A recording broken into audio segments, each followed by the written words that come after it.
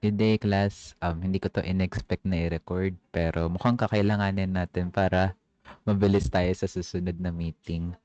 So this entire thing will be just on Castellanos theorem. Ang theorem na to is actually mas applicable to machine design. Baka may instances na pwede niya to i-pull off like sa exam ng 53 or 154, pero kaya na mag-judge kung paano niya siya ipa-pull off.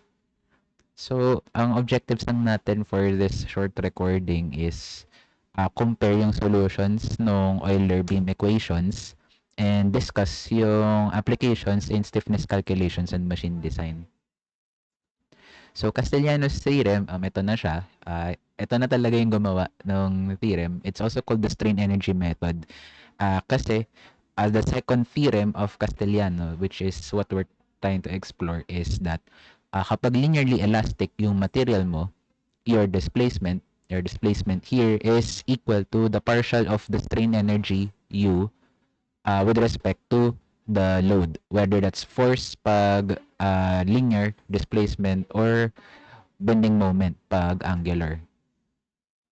So, maganda siyang shortcut. Makikita natin mamaya kung gaano siya kabilis in comparison to beam equations. Pero, para mas mapadali, ito yung dalawang forms ni Castellanos. So, meron tayong linear and angular. Dito, focus mo tayo sa delta. Meron tayong integral. If you see this integral na may L sa baba, it means na mag-integrate ka from 0 to L. Tapos dito, may fraction ka, 1 over gamma psi. I don't know how to pronounce this though. So, ito, this gamma, capital gamma, this is the pertinent geometry nung inyong part. Yung xi, I don't know how to pronounce this properly. This xi is a Greek. Xi is the pertinent modulus for the stress. And yung P is yung type of loading. So, is this the correct symbol for pertinent geometry and pertinent modulus? Actually, hindi. Nag-random pili lang ako ng variables. So, dito naman sa partial, yung partial fraction natin is the partial of the load P over partial of the force sa linear. Pag angle naman, it's partial of the load over partial ng moment. So, yan. Ngayon, let's see kung ano yung mga pertinent na loads. So, Castellanos, when you're selecting for the geometry na pertinent and pertinent modulus, kailangan nilang maalala kung anong type of stress yung in-undergo ng element. So, for example, paano kung nagbe-bend yung element mo, like nagfe-flex siya? So, your pertinent geometry, if you recall from 13, sa formula ng stress for bending, ang makikita mo ay second area moment, si I. For the pertinent modulus, dahil stress siya, sigma yung symbol ng bending stress, it's gonna be E, Young's modulus. Tapos, for your loading, it's going to be bending moment. So, F times X. Okay, iba naman, paano kung torsion?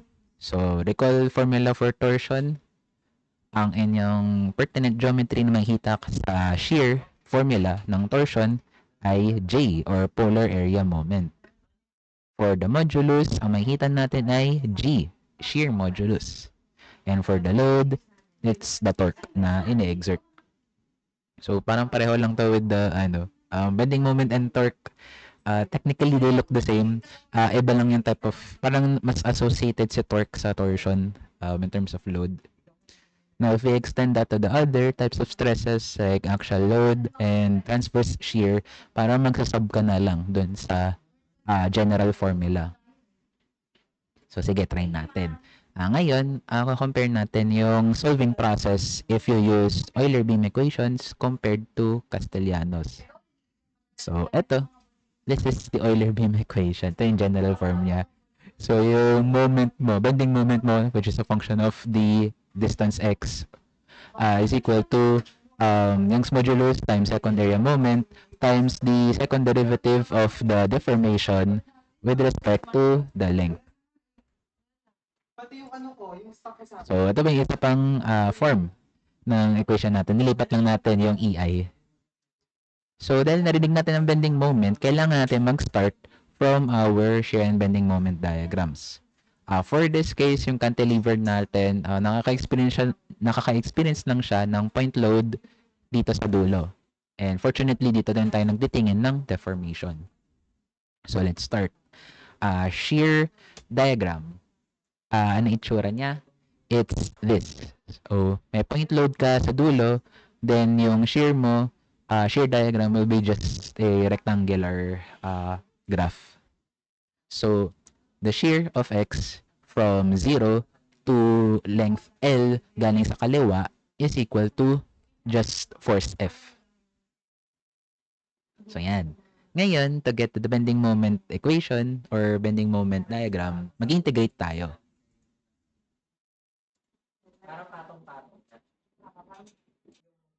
Okay, let's get back to this. So, bending moment equation is just the integral of the shear equation. So, pang-integrate ka, calculus lang.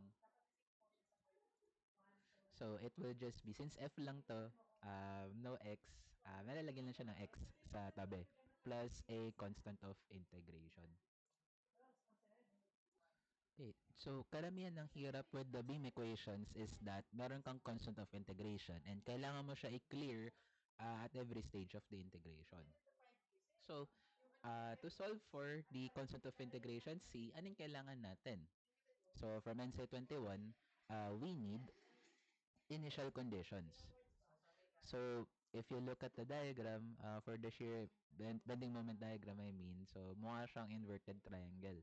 So, makita natin na sa dulo, kunwari 5 yung dulo dito sa diagram. So, sa dulo, sa length L, dapat yung bending moment mo ay 0. So, that means, kailangan natin i-substitute to x equals L dito sa equation to solve for C. Doing that, ito yung lalabas. So, FL plus C equals 0. Therefore, your constant C for this case will be negative FL. So, yung tunay na equation natin for this cantilever will be Fx minus FL. Okay. Now, hindi tayo mag-stop dito kasi nakakarating lang natin sa m of x. So, ano yung susunod after m of x? Ang susunod ay yung slope. So, makita mo dito sa ating beam equations, pag in-integrate mo to, second order derivative, you'll get the first order derivative or the slope of the deformation. So, ito na itsura ng ating slope, theta of x. So, may 1 over EI na to in accordance to our equation. So, mag-integrate lang tayo of m of x. Sana naalala niyo yung equation from the previous slide. So, ito na yun. From fx, magiging fx squared over 2 minus fl, magkakaroon ng x, plus a new constant of integration. And as we've mentioned earlier, kailangan natin i-clear yung constant c at every stage of the integration. So, we need to use an initial condition. Ngayon, since naka-cantilever siya, naka-fix yung kabilang end sa wall, assume natin na hindi significant yung slope ng dulo. What I mean to say is that 0 yung slope sa wall end. So, x equals 0, yung slope mo is 0. So, parang kaya niyo naman i-imagine, I suppose, na hindi siya mag sa slope kaagad downwards right from 0. So, in doing that, substitute x equals 0 to your general equation to solve for c. Makikita natin is our c is just 0. Buti na lang. And after the slope, ayan na, we have the deformation equation. So, in deformation natin, kailangan natin integrate ang ating slope equation to get to what we want. So, integrating fx squared over 2, magiging na siyang fx cubed over 6. Sa FLX, magiging FLX squared over 2. And ngayon, may bago na naman tayong integration. Let's find an initial condition. And buod na lang ito, deformation. So, vertical distance to from the equilibrium. And ang isang initial condition na meron tayo is that sa dulo, syempre, dahil nakafix siya sa wall, yung vertical deformation or displacement is, well, 0. So again, substitute 0 to the general equation to solve for C. C is therefore 0. Substituting back, eto na ang ating deformation equation. So nakailang slides tayo?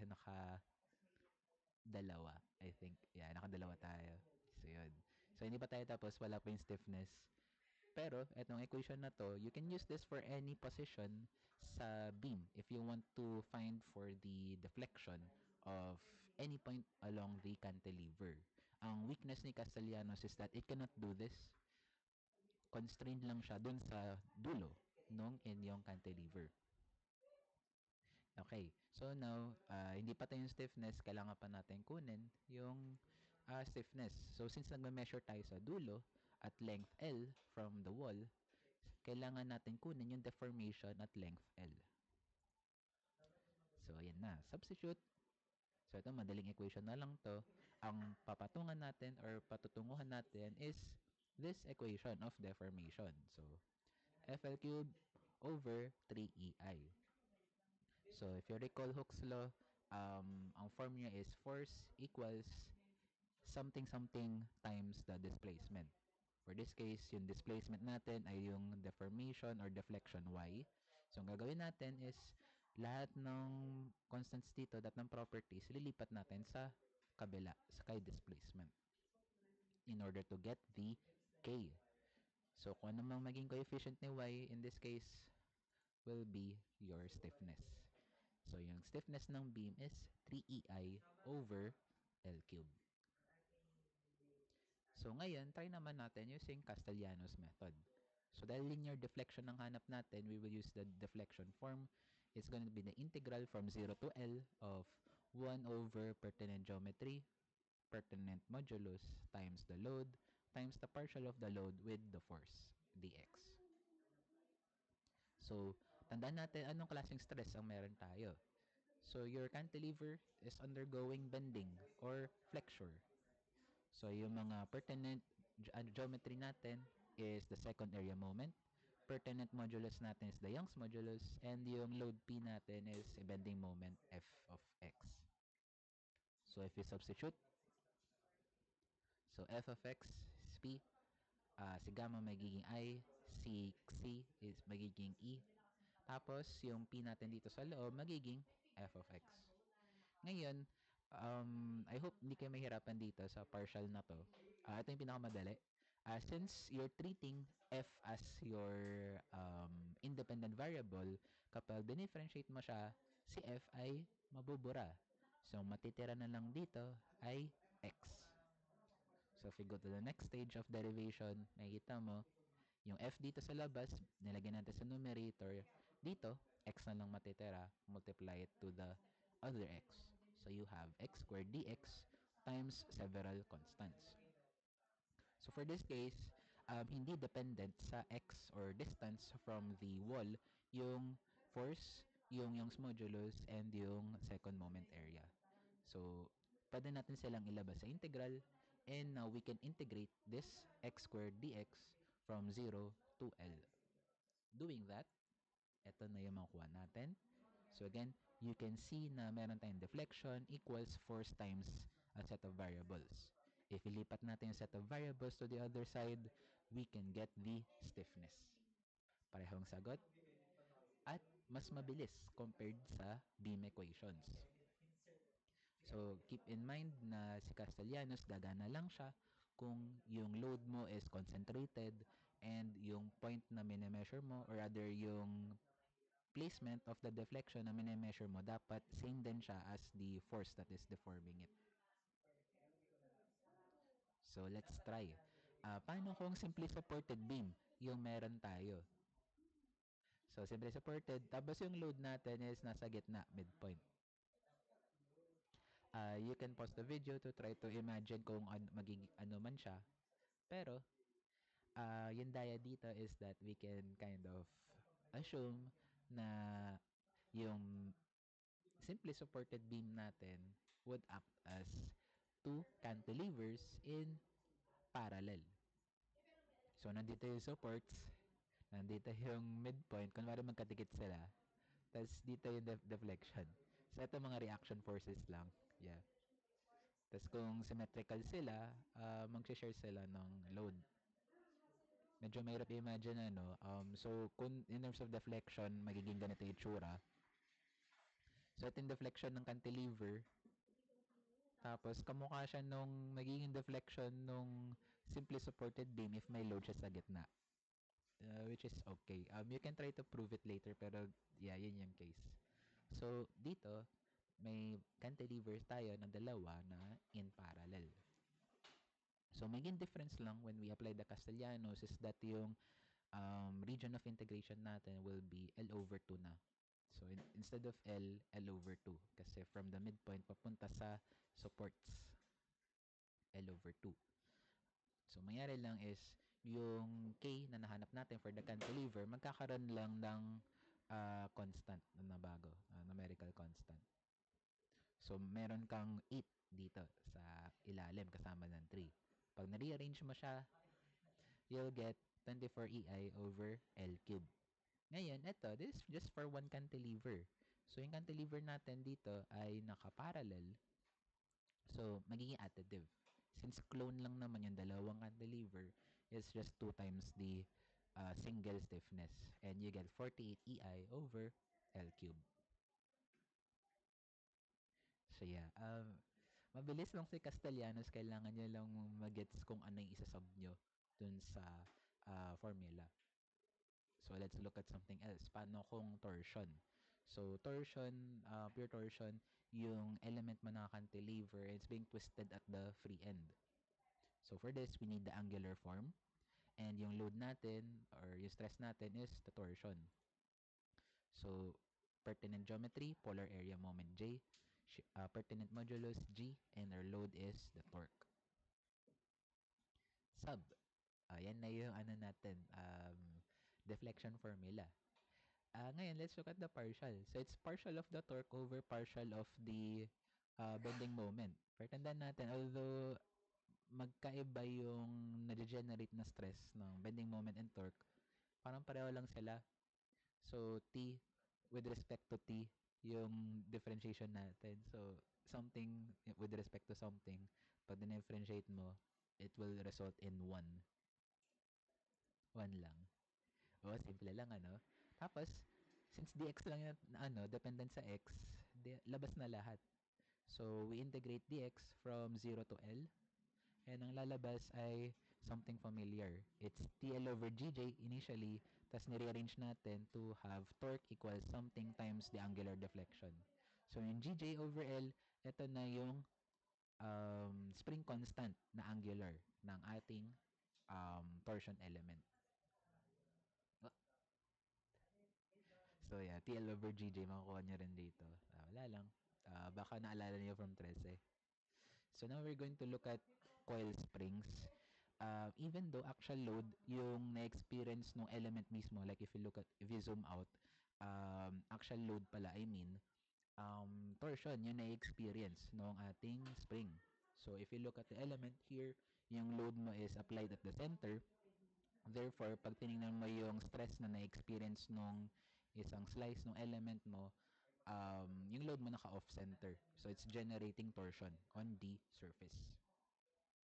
So, to do this, we need a linear deflection formula, hindi angular. So, yeah, that's because assumption natin sa helical coil is actual siya. So, linearly nagbabago yung haba niya. For this case nga lang, yung loading natin is torsion. So, JG saka yung torque natin is force P or force F times the radius. Yeah, that's the torque. Aside from that, meron tayo mga spring properties to keep in mind. You can pause the video to look at them further. So, you have number of coils N. So, ito yung bilang ng ikot. You have the wire diameter. So, diameter ng wire mismo. And the coil diameter, which is yung diameter ng ikot. Yung length mo, inassume natin na it's pi times ND. So, isang ikot, circumference ng isang ikot times yung number of ikot. Yun yung length. For something new, we have the spring index C. This is the ratio of the coil diameter versus the wire diameter. So, big D over small d. And for the polar moment J, using the small diameter, we have pi d to the fourth over 32. Plug natin to sa ating linear deflection Castellanos. Yan yung makuha natin. Si R natin, sinubstitute natin for big D over 2. Big D over 2 na to. Sa partial natin, since with respect to F yung differentiation, si F yung mawawala. Tapos, ang mangyari pa is we can substitute J. Si J in terms of the wire diameter. Doing that, tada! Nawala na isang F, so it's just F raised to 1. We can simplify this further. So, 32 divided by 4, it's 8 now. Ang matitira na lang is, well, si dx. So, pag integrate natin from 0 to L, we can just substitute pi times number of coils times the big diameter, coil diameter, instead of L. So, ito yung lalabas. Pi and D. So, yung pi, cancel. Yung D, taladagan na exponent. You'll get this form. So, if you rearrange this, so force F equals something something and yung K times the displacement na linear. So, rearranging the equation, eto, yung stiffness ng helical coil spring. So, I think may encounter nito sa machine design. This is one form, pero if you wanna use the spring index, C, you get this form. Pareho lang tong dalawa. Paano ngayon yung torsion springs? So, yung kadayaan ng torsion springs is, although torsional yung loading niya, bending yung na-experience nung inyong spring. So, pag tinignan natin yung spring properties, ang pertinent na geometry natin is the second area moment, I. And ito yung formula ng I natin, pi d raised to the 4 over 64. So, ang kailangan natin dito is, well, actually, ang gagawin natin ngayon is linear deflection. Yeah, linear deflection. Tapos, yung stress natin is bending. So, it's I, E, and F of X.